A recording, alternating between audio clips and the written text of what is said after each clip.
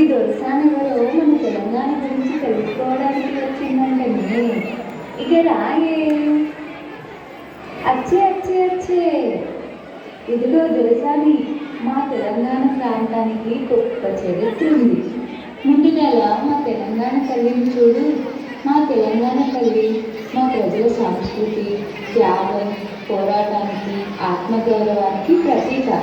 మా బతుకమ్మ పండుగ మా తెలంగాణ ఆడబిడ్డలకే అతిపెద్ద పండుగ.